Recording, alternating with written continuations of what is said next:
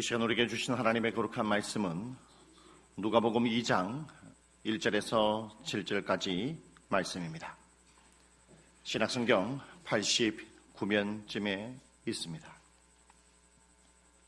누가복음 2장 1절에서 7절까지 말씀입니다. 그때 가이사 아구스도가 영을 내려 천하로 다 호적하라 하였으니 이 호적은 구레뇨가 수리아 총독이 되었을 때에 처음 한 것이라.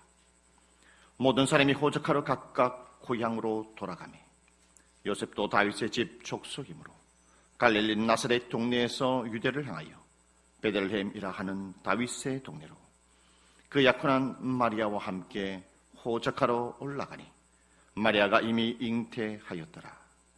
거기 있을 그때에 해산할 날이 차서 첫 아들을 낳아 강보로 싸서 구유에 뉘었으니 이는 여간에 있을 곳이 없음이러라. 아멘.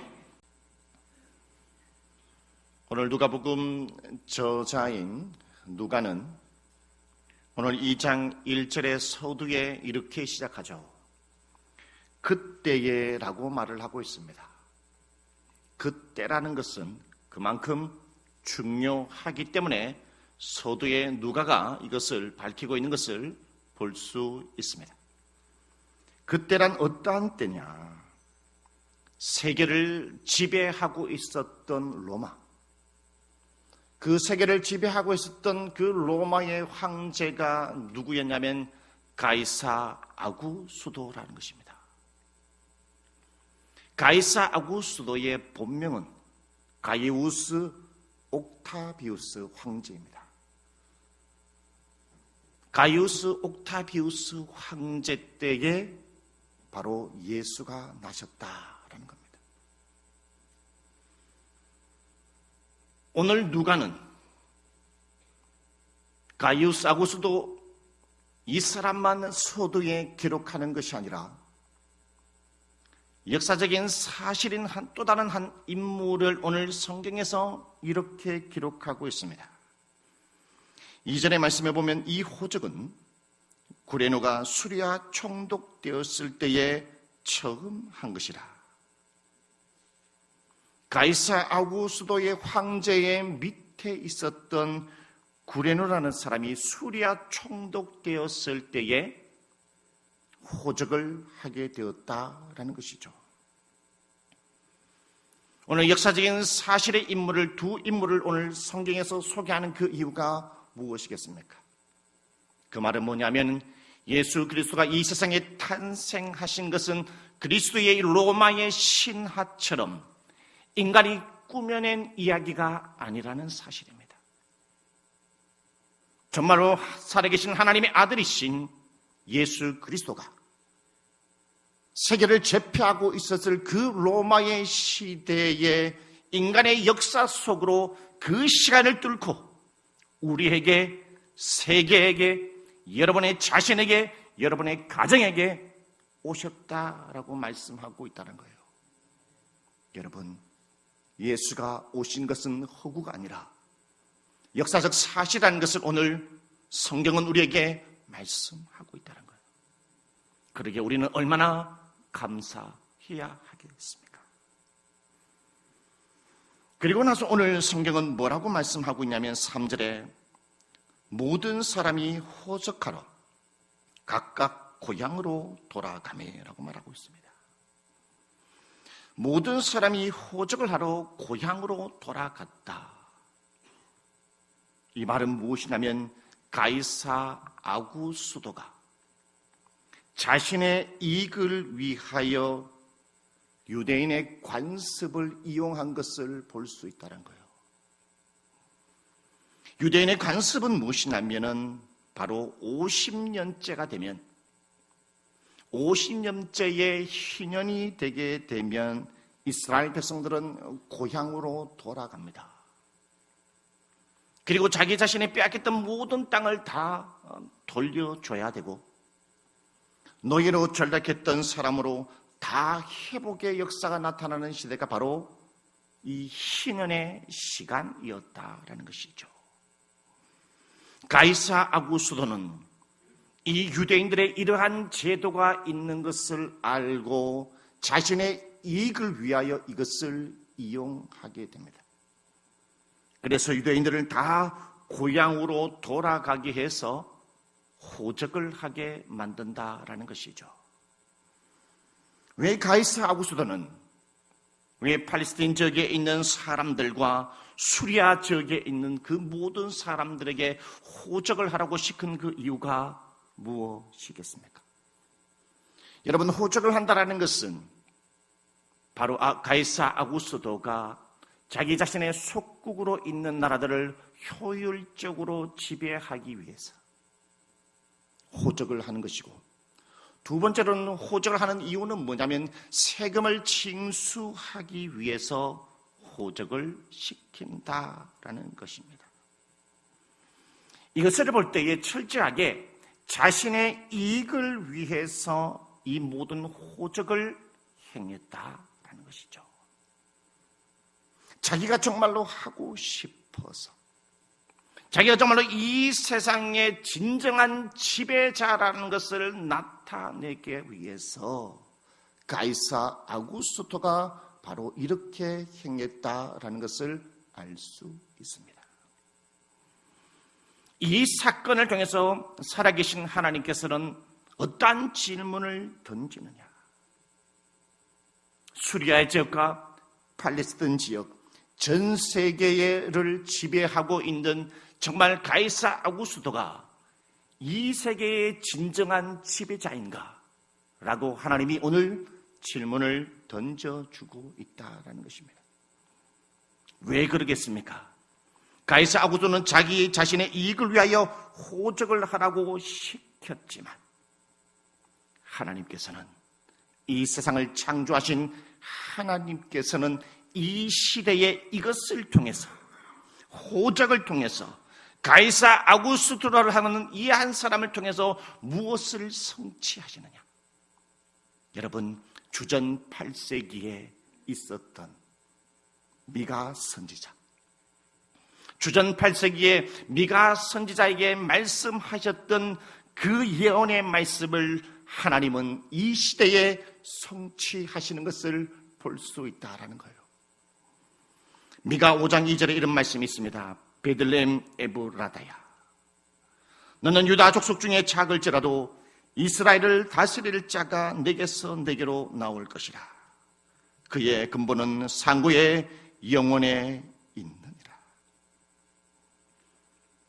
BC 주전 8세기 미가 선지자, 구약의 사람에게 살아계신 하나님은 그에게 나타내서 앞으로 장차 유대 땅 베들레헴, 가장 작고 작은 유대 땅 베들레헴에 이 세상을 구원하러 온 메시아가 탄생할 거라는 것을 하나님이 미가 선지자를 통해서 예언하셨다는 것이죠. 그때 그 예언했던 하나님의 말씀을 언제 성취하느냐? 욕심 많고 모든 세계의 사람들에게 군림하고 모든 사람은 자기 자신을 속박시키고 효율적으로 정치하기 위하여 가이사 아구스토가 호적을 하러 시켰던 그 명령을 살아계신 하나님은 그것을 변경하여 자기 자신의 뜻을 이루시는 하나님을 볼 수 있다는 거예요. 이것을 통해서 하나님은 말씀합니다. 이 세상의 진정한 역사의 주인은 누구인가? 바로 나 여호와 하나님이 진정한 역사의 주관자라는 것을 오늘 저와 여러분에게 말씀하고 있다는 것입니다. 여러분, 이 하루의 삶을 살아가면서, 그리고 주일을 끝난 여러분 며칠의 삶을 살아가면서 여러분의 인생 가운데 속에서 여러분의 일을 하면서 누구를 만난든지 가오래, 또한 여러분의 근심과 걱정과 또한 직장의 여러분 수많은 고난 가운데 속에 우리는 인생의 삶을 살아갑니다. 우리는 걱정하지 않아도 될 그 일들을 우리는 걱정하며 하루 삶 가운데 속에 전전긍긍하며 삶을 살아갈 때가 너무나 많이 있다는 것이죠. 그러한 가운데에 누가는, 핍박의 시대에 그 누가는 누구를 바라봤느냐? 이 세상을 창조하신 창조주 하나님을 바라보는 동시에 그분은 이 세상을 창조하실 뿐만 아니라 그분은 하나님의 뜻대로 이 역사를 이끌어 가시는 전능하신 하나님을 바라봤다라는 사실입니다, 여러분. 고난 속에, 핍박 속에 진정한 이 역사의 주관자 되신 분이 하나님이라는 것을 발견했을 때에 누가가 희망을 가졌다는 것이죠. 로마의 압제 속에 있는 이 한 상황 속에 누가가 역사책을 뒤지어서 지금 이 시대가 가이사 아구스토의 시대, 그리고 구레노 수리아 총독되었을 때에 처음 호적하라고 시킨 이 시대, 누가가 이 누가복음의 말씀을 적어가면서 이 역사적인 인물들을 기록해 나갔을 때에 아마 누가는 탄성을 저질렀을 겁니다. 이야, 어떻게 이렇게 할 수 있을까? 어떻게 하나님이 이렇게 할 수 있을까? 탄성을 지르면서 하나님을 찬미하며 이 누가복음을 적었다는 사실이죠. 그래서 마태복음 5장 18절의 말씀이 이렇게 얘기합니다. 천지가 없어지기 전에 율법의 1.1획도 결코 없어지지 아니하고 다 이루리라. 이 세상에 삶을 살아가는 어떠한 사람도 자기가 말한 그 모든 것을 다 이루는 사람이 어디 있습니까? 여러분, 올해 연초에 그리고 송구 영신 예배 때에 하나님, 내가 이렇게 하기를 원합니다. 여보, 내가 올 한 해는 이렇게 살기를 원해요. 사랑하는 아들아, 내가 이렇게 살기를 원해요. 아빠, 엄마, 내가 올해는 정말로 열심히 공부하자. 올 한 해 열심히 신앙생활해서 내가 한번 이렇게 한번 해보겠습니다. 직장에서 승진을 하고 사업에 성공을 하고 정말로 내가 뭔가 하나님 보여주겠습니다. 여러분이 한 그 말 몇 프로 이루셨습니까? 몇 프로 이루어서 오늘 이 자리에 있습니까? 오늘 누가복음 2장의 이 말씀을 통해서 살아계신 하나님은 단 1.1획도 땅에 떨어지지 아니하고 다 100%의 이루시는 하나님이라고 오늘 저와 여러분에게 말씀하고 있습니다. 1.1획도 떨어지지 아니하는 하나님의 말씀. 여러분, 초등학교 학생 여러분, 여러분의 학교 초등학교 때 누구를 의지해야 됩니까? 청소년 시기에 여러분 누구를 의지하며 청소년 시기를 보내야 되겠습니까? 청년 여러분, 여러분의 청년 시기에 누구를 의지하며 삶을 보내야 되고, 그리고 어른 여러분, 누구를 의지하며 우리의 인생의 삶을 살아가야 됩니까? 1.1획도 변화시키지 못하는 인간을 의지해야 됩니까? 1.1획도 변화시키지 못하는 물질과 세상을 의지하며 삶을 살아가야 되는 것입니까? 그것이 아니라 오늘 누가는 가이사 아구스토, 이 호적의 명령을 내렸을 때는 바로 나 옥타비우스 황제가 진정한 세계의 지배자요 역사의 주관자다, 그렇게 외쳤지만 하나님은 옥타비우스 황제 아구스토, 너가 진짜 역사의 주관자가 아니라 나 여호와, 네가 호적하러 그 모든 것들을 이용하는 그 가운데 속에 나의 메시아 아들 독생자 예수 그리스도를 너희의 땅에 그 시대에 내가 보내었다. 여러분, 우리가 누구를 의지해야 합니까? 누구를 사랑해야 합니까? 누구를 의지하며 누가 앞에 기도하며 우리의 인생의 삶을, 전절의 모든 인생을 맡기며 삶을 살아가야 하겠습니까? 여러분, 저도 교육전도사 때 마티즈 차를 한 대 사고, 새 차를 샀기 때문에 마티즈 차 한 대 사가지고 그날 밤에 잠이 안 오더라고요. 왜 잠이 안 오느냐? 아이고, 밤에 누가 내 이거 새 차 누가 끌면 어떡하노? 아이고, 이거 백밀러 누가 이거 발로 차, 술 먹고 지나가다가 발로 차면 어떡하노? 누가 못으로 찔러가지고 빵 꺼내면 어떡하노? 자기 전에 한 번 다시 주차 바깥에 세우는 데 가가지고 차가 잘 있나 살펴보고 참이 안 와요. 참이 안 와요. 여러분, 차 한 대, 마티즈 경차인데 있잖아요. 비싼 차는 아니에요. 경차 하나 사가지고 막 있잖아요. 밤에 막 불안해가지고 막 잠이 안 오는 거예요. 그래서 그날 아침에 막 일찍 일어나가지고 쫓아가 봐가지고 차가 잘 있나 안 가리나 살펴보는 거예요. 한날은요, 차를 산 지 얼마 안 됐는데 누가 술 취했든지 밤이 지나가면서 백미러를 차가지고 백미러를 다 뽀세놨더라고요. 여러분, 우리는 이 차 한 대도 불안해가지고 인생의 삶을 살아가지 못해요. 그렇게 연약한 존재라는 것입니다. 우리는 내일 일을 나는 모른다는 거예요. 오늘 우리가 이렇게 숨쉬고 삶을 산다 할지라도 권호순 장로님이 얘기해요.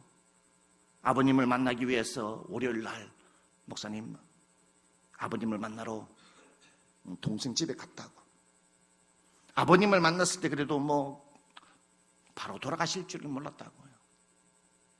근데 월요일 날 만나고 난 이후에 급속도로 이렇게 건강이 떨어지셔서 어제 돌아가셨거든요.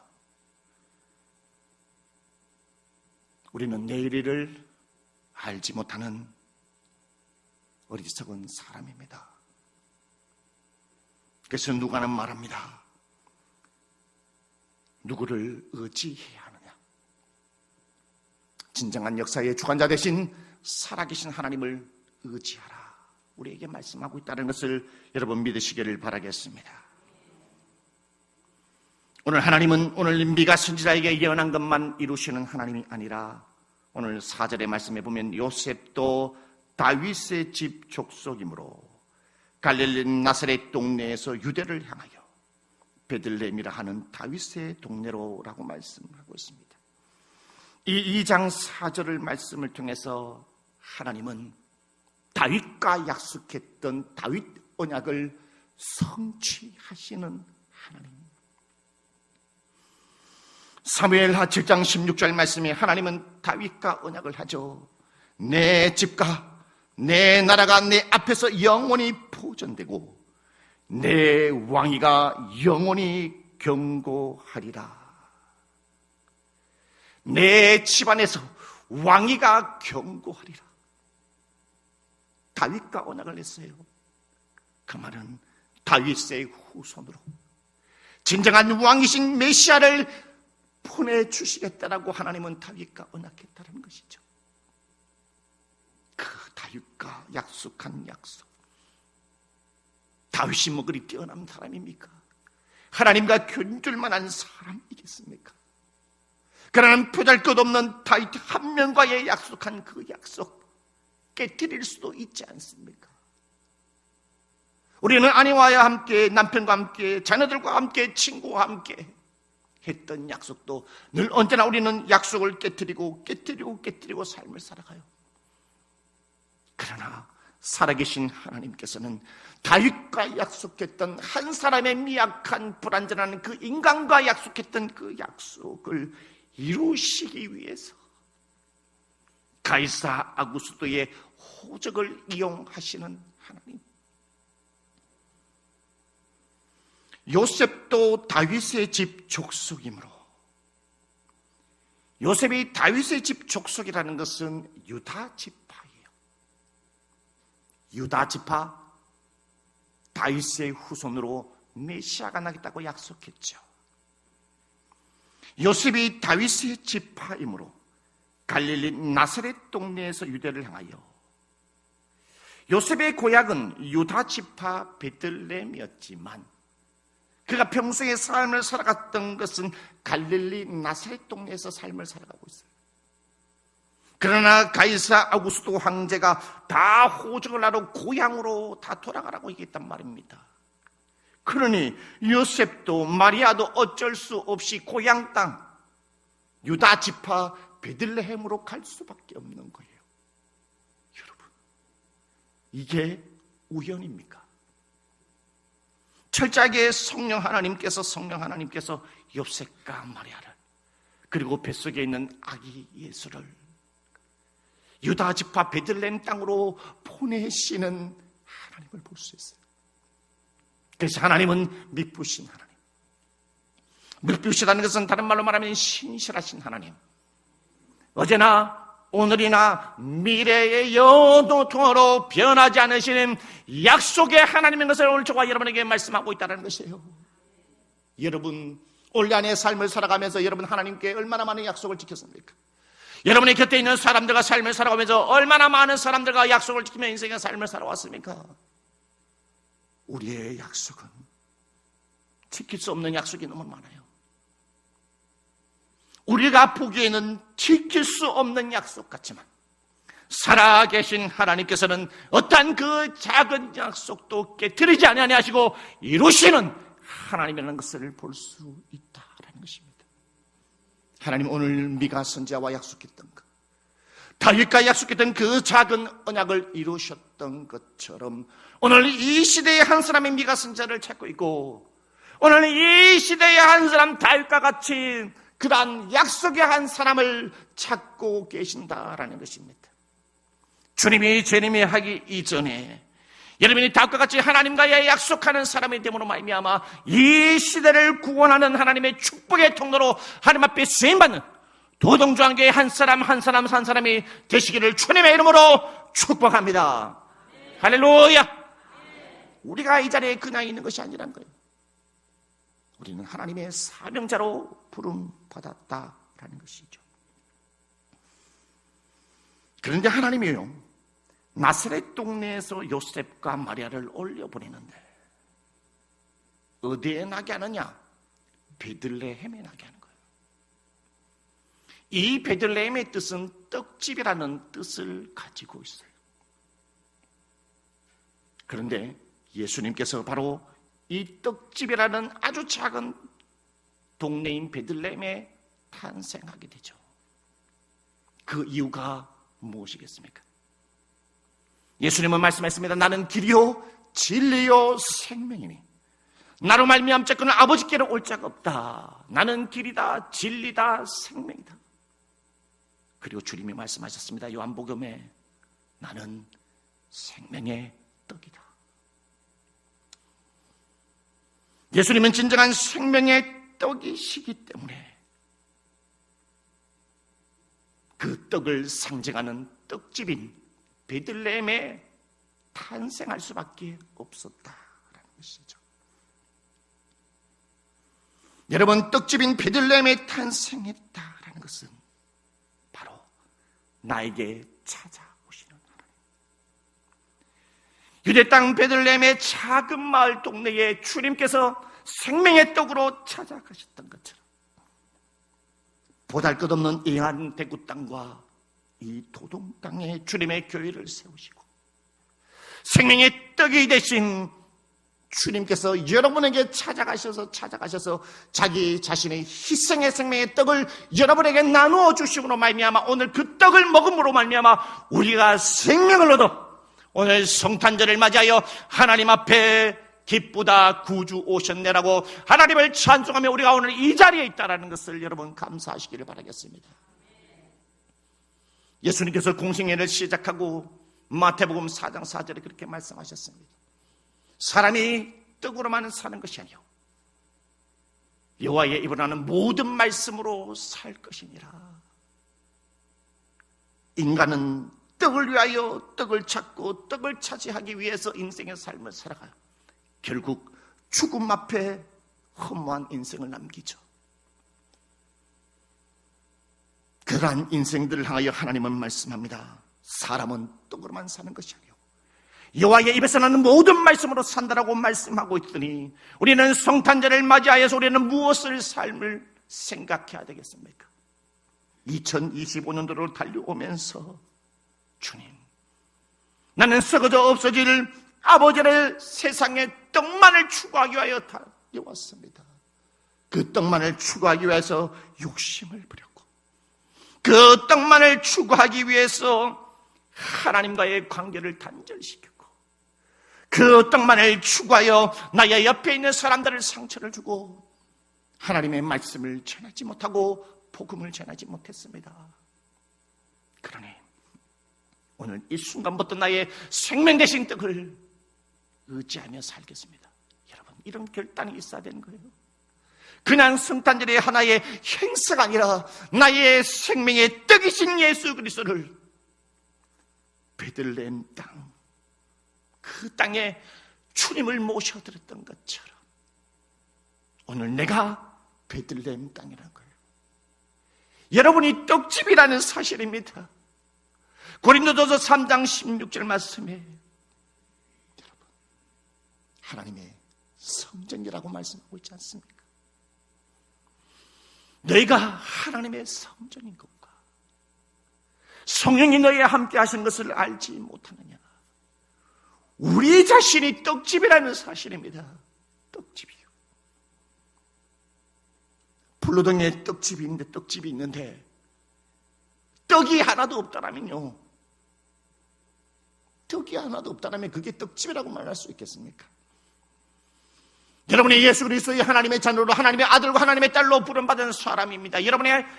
여러분이 바로 떡집이라는 사실이죠. 그렇다면 여러분의 안에, 여러분의 영혼 속에, 여러분의 마음 속에, 여러분의 삶의 자리에 사람들을 만날 때마다, 누구를 만날 때마다 그 일 가운데 속에 여러분의 떡집 안에 예수 그리스도가 있냐 말입니다. 생명의 떡이신 예수 그리스도가 있냐 말입니다.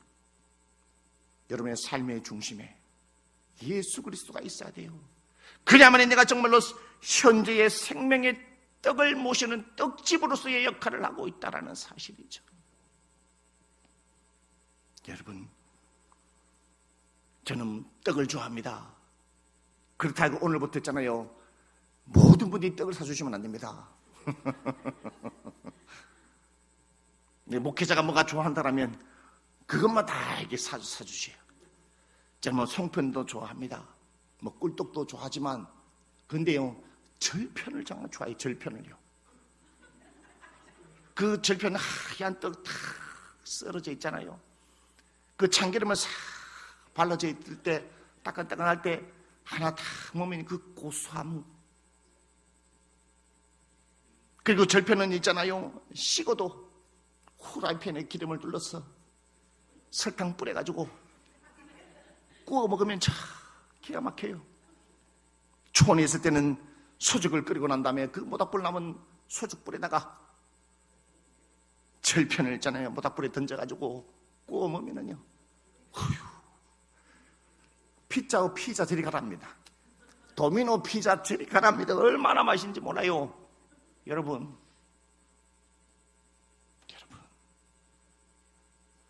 시편의 말씀에 보면요, 하나님의 말씀이 얼마나 단지, 하나님의 말씀을 읽을 때마다 막 너무 달아가지고, 하나님의 말씀을 들을 때마다 막 너무나 달아가지고, 하나님의 말씀이 꿀송이보다 달더라. 하나님의 말씀이 막 꿀송이보다도 달아요. 내 안에 예수 그리스도의 생명 되신 떡이 나의 떡집에 온전히 주인으로 거할 때에 설교 말씀이 얼마나 단지 몰라요.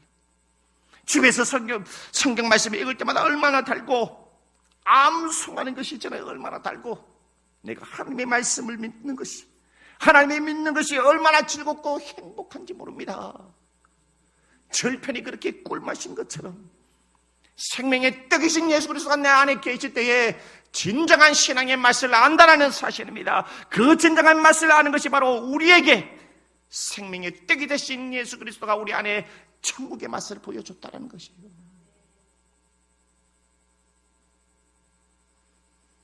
오늘 이 예수 그리스도가 나셨는데 어디에 나셨느냐? 5절의 말씀이 이렇게 얘기하죠. 그 약혼한 마리아와 함께 호적하러 올라가니 마리아가 이미 잉태하였더라. 거기 있을 그때의 해산한 날이 차서 첫 아들을 낳아 강부로 싸서 구유에 뉘었으니 이는 영안에 있을 곳이 없음이라. 여러분, 5절, 6절, 7절의 말씀에 보면은요, 하나님은 무능력한 하나님처럼 보여요. 하나님이 해산한 날을 있잖아요, 맞추지 못해가지고 이 세상 우주 만물을 창조하시고 저 태양을 만드시고 우리 인간도 만드시고 저 동물과 꽃을 만드신 하나님인데, 그 창조자 하나님이 한 사람의 여인의 해산날을 맞추지 못해가지고, 그걸 못 맞춰가지고 어쩔 수 없이 마구간 구유에 태어나게 하신 하나님, 너무 무능력한 하나님 아닙니까? 그것뿐만이 아닙니다. 7절에 여간에 있을 곳이 없음이라. 전능하신 하나님이라고 말씀하죠. 하나님은 전지하신 하나님이라고 말씀하죠. 능치 못할 일 없으시고 알지 못하신 없는 하나님께서 이 땅 베들레헴에 여간빵 하나 장만하지 못하는 나약한 하나님인가? 여러분의 인생의 삶을 살아가면서, 신앙생활하면서 있잖아요, 하나님이 참 무능력할 때가 느낄 때가 많아요. 내가 정말 직장에서, 내가 가정에서 무언가 이 문제를 해결해야 되는데 도대체 해결할 방법이 보이지 않는 거예요. 정말로 여간빵 하나를 마련할 수 없는 진짜 무능력한 하나님이겠습니까? 아닙니다. 이것을 누가는 앞부분의 말씀에 보면 표적이다 라고 말씀하고 있습니다. 표적이다. 살아계신 하나님께서는 이 세상의 아기 예수님, 왕으로 이 세상을 보내신 아기 예수는 이 세상을 굴림하게 하기 위하여 오신 메시아가 아니라 이 세상에 떡집으로 있는 인간, 그들의 마음속에 진정한 생명의 떡을 잃어버린 그 인간에게 그 떡집을 섬기기 위해서 겸손의 왕으로 오시기 위하여 하나님께서는 스스로 여간빵을 선택한 것이 아니라, 왕궁을 선택한 것이 아니라, 호텔을 선택한 것이 아니라, 별장을 선택한 것이 아니라 하나님 스스로가 바로 마구간 구유를 선택해서 태어나셨다는 거예요. 누구를 위해서요? 저와 여러분 한 사람 한 사람을 섬기기 위해서. 그래서 마가복음 10장 45절 말씀에 인자가 온 것은 섬김을 받으려 함이 아니라 도리어 섬기려 하고 자기의 목숨을 많은 사람의 대속물로 주려 함이니라. 할렐루야. 여러분의 안생명을 세워보겠다고, 여러분의 안생을 하나님의 자녀로 만들어보고 딸로 아들로 만들어보겠다고, 천국의 백성으로 만들어보겠다라고 하나님 스스로가, 이 땅의 주인이신 하나님께서 여간빵을 선택하지 않고 구유를 선택했어요. 여러분, 제가 과거에 다닐 때 중고등학교 시절에 수련회 가면은요, 뭐 수련회 장소 뭐 좋지 않아도 아무 상관없어요. 그때 다시 뭐 에어컨도 잘 없어요. 선풍기 하나 막 틀어놓고 막 땀 막 흘리고 안 돼 속에 막 찬성 부르고 막 기도해도 막 옷 다 젖고 이렇게 해도 막 은혜가 너무 넘쳤어요. 그러나 요즘 시대에요, 요즘 시대 젊은이들이나 어른들이나 있잖아요, 수련회를 가잖아요. 가장 첫 번째 물어본 게 뭐야? 어딘지 아십니까? 목사님, 이번에 수련회 어떤 장소예요? 어떻게 좋은 장소를 구했습니까? 막 나쁜 장소를 구해서 수련회 가잖아요. 그러면은요, 수련회 안 가요. 수련회 설상 갔다고 하지만은요, 수련회 첫날부터 시작해서 마치고 돌아오는 그날까지 이래 돼 있어요. 목사님, 지긋지긋. 장소만 좋았으면 은혜를 받았는데 장소가 너무 안 좋아요. 그만 또 교회 와가지고 장님하고 막 권사님하고 다 얘기해가지고 이번에 막 장소가 막 안 좋다고. 우리는 작은 장소라도 우리는 불평합니다. 그러나 주님은 자기의 자신을, 사랑을 나타내기 위해서 여간을 선택하지 아니하고 구유를 선택했다는 것. 구유를 선택했다는 것은 오늘 저와 여러분이 너무나 사랑하셔서 나의 사랑을 확증하셨느니라, 들어보내 주시기 위해서, 나타내 주시기 위해서 내가 너희를 얼마나 사랑한지를 알게 하기 위해서 구유를 선택했다는 것을 여러분 기억하며 이 성탄절을 보내시기를 주님의 이름으로 축복합니다. 그러므로 오늘 성탄절을 맞이해서 진정한 역사의 주관자이신 하나님을 생각하십시오.